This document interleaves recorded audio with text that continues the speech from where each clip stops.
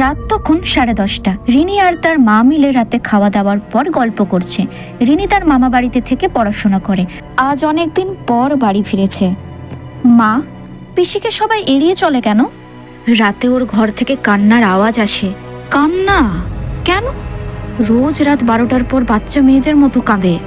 এসব শুনে রিনি খুব অবাক হয়। তারপর সে যাচাই করতে পিসির ঘরের বাইরে কান পাতে। সত্যি তো, কে কাঁদছে এমন করে? পরদিন সকালে রিনি পিসির কাছে যায়। পিসি, তুমি রাতে কাঁদো? না রিনি, আমি তো রাতে ঘুমাই। আমি জানি সবাই কি ভাবে, কিন্তু বিশ্বাস কর, ওটা আমি না।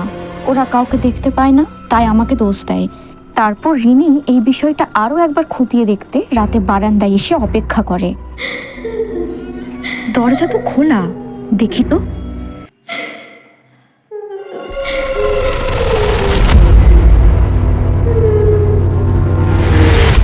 এটা আমার বাড়ি।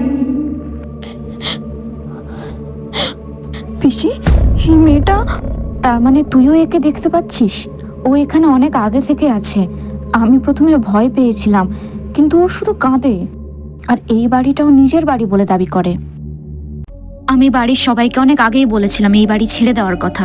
রিনি, কি ব্যাপার তোমরা এখানে দাঁড়িয়ে? বৌদি, আমার কথা শোনো, আমি তোমার কোনো কথাই শুনতে চাই না।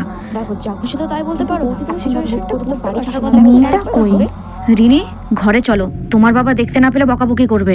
ঠিক তখনই সে কান্নার আওয়াজটা তারা আবার পায়।